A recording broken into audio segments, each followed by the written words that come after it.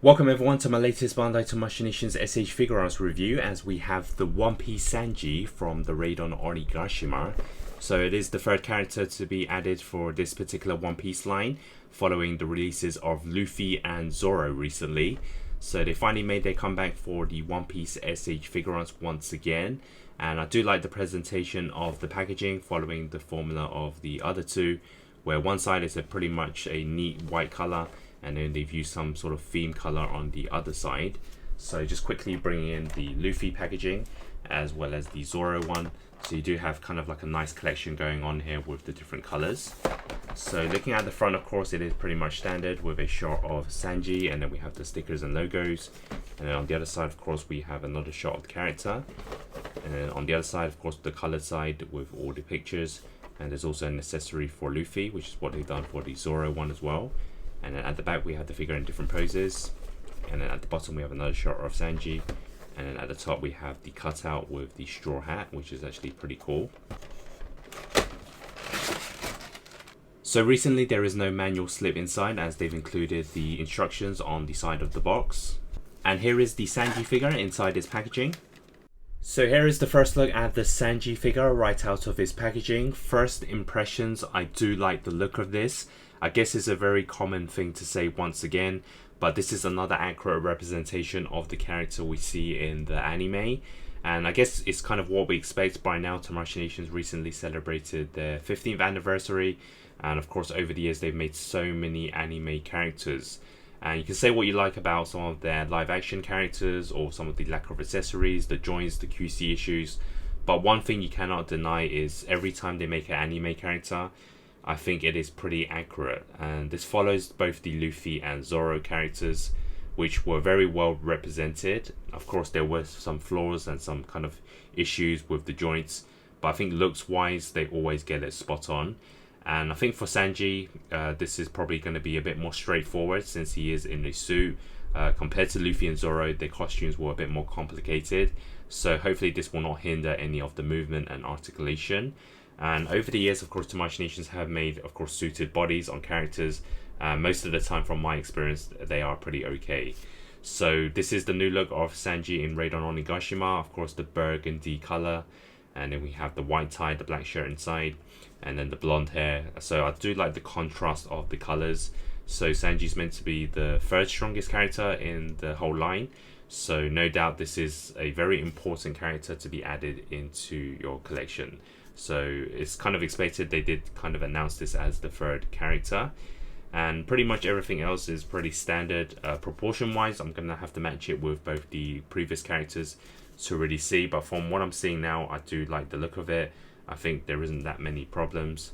The way they've kind of sculpted it overall, yeah, pretty spot on.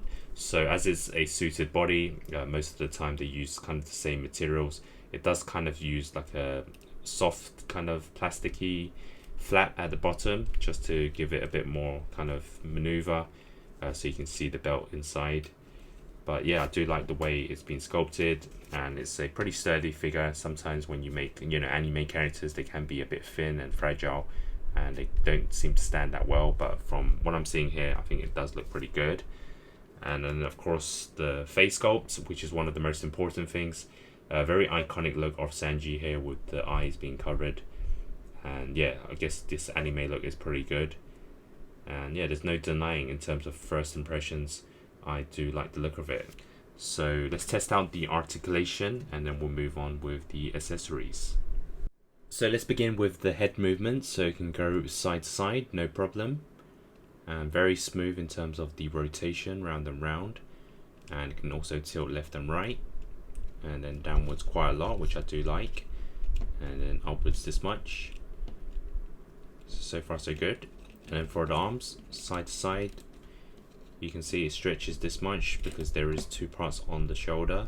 So what you need to do is push the arm slightly up, and then you can kind of move the arms a bit wider in terms of this movement.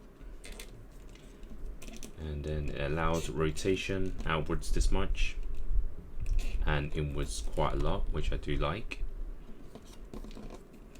And then of course it goes forwards, upwards, backwards, no problem. This way as well. And then for the arms, you can see different joints here. So there's a rotation on the forearm as well as the bicep. And then we also have the arm bend, no problem. And there's a rotation on the hands as well as a hinge. And now for the body. So rotation, no problem. The suit part kind of uses a rubber material, so it allows better maneuver. So rotation, side to side, forwards crunch slightly, backwards this much, which is okay, I do like it. And then for the waist, it can turn side to side, you can hear the sound, so pretty smooth there. Backwards this much, it does show the belt. And then crunch forwards, it's okay. And then for the legs now, which is probably one of the important parts for Sanji, and as you can see, it is pretty fragile in terms of the legs. It kind of gets the Zoro treatment as well. Just be very careful when you do the rotation of the legs. So you can see side to side, I guess it's okay, and then it's just the kick forwards that takes it apart very easily. And then backwards, and there's rotation on the thigh, there is a full knee bend, rotation on the shoe as well, and then you can see there's a toe hinge as well as a foot hinge. So it's just the leg here, I think the joint is slightly too short on this ball joint. I guess it could be slightly better, so you just have to twist it back in and it should be fine. So I think articulation is pretty standard. I mean, you know that it is a bit fragile in terms of the legs, but just be very careful about it and then you should be fine. So next up, we're going to take a look at the hand accessories. So out of the packaging, it does have the fisted hands. So for the first set of alternative hands, we have the open palms. It also comes with a right hand, which looks to be some sort of grapple hand for an accessory. And it also comes with another alternative right hand, which is the one with the cigarette, which of course creates a trademark look. In terms of the alternative expressions, we do have multiple face sculpts, so you do have to change it up with the head sculpt.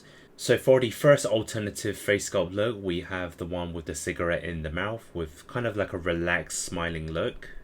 As well as a second alternative face sculpt with the cigarette in the mouth, and this time on the left side. And this kind of has a slightly more open mouth, kind of like when he's talking. And then we get more of a funny side to the facial expressions, kind of like the previous figures with the heart eyes. And of course this one gives it really an anime style.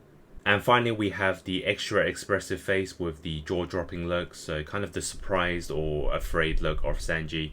And this does really give it that extra anime style, which is what they've implemented in the other One Piece figures as well. And just like the Zoro figure, they've also included a alternative faceplate for the Luffy figure, which has the drooling look and of course another funny side to the character. And one other alternative accessory piece is the pocket piece to be interchanged with the left leg, which I'm going to do now. And this is the look you get with the hand in the pocket with kind of like a relaxed pose for Sanji. And it is quite unique for an action figure. It's not often you do see this kind of alternative accessory. So what you do is you just interchange the front piece of his left leg, and then you take out one of the hands and you just plug in the peg. So it is quite unique for a figure. It's something I've only seen for the first time. And they have included the alternative legs, so to create the signature move, Diable Jambe as it's known as, devil leg in French. And this of course to create those dynamic poses. And here are the two flame legs connected to the figure, of course to create those signature moves. And there is actually articulation on the foot as well, so you can create many dynamic poses. And yeah, it's going to be pretty fun to play around with this type of accessory. So let's do some quick side-by-side comparisons, starting off with its fellow SH Figuarts from the same One Piece line. So we have Monkey D. Luffy, as well as the second release of Roronoa Zoro. So we have a nice collection building here for the first three characters for the Raid on Onigashima line. And then we can also bring it next to some recent releases with the Jada Toy Street Fighter 2 Ryu. And also the other release of the Street Fighter 2 Chun-Li. So really nice colours blended here. And finally, with some popular and well-known brands, with the Hasbro Marvel Legends, the Renew Your Vows Spider-Man, as well as another recent pickup of mine, and that is the Medicom Mafex, the Batman. So now for my final thoughts on the SH Figuarts Sanji for the Raid on Onigashima line. I think it's a nice figure to be added into your One Piece collection since he is one of the main characters and this is the third figure in the line. There are no problems with how this looks, with the different facial expressions as well as the alternative hands.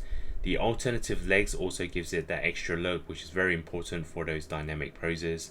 The only thing is the articulation could be better, like the legs is a little bit fragile, but I do understand as it needs to be changed with some of the accessories.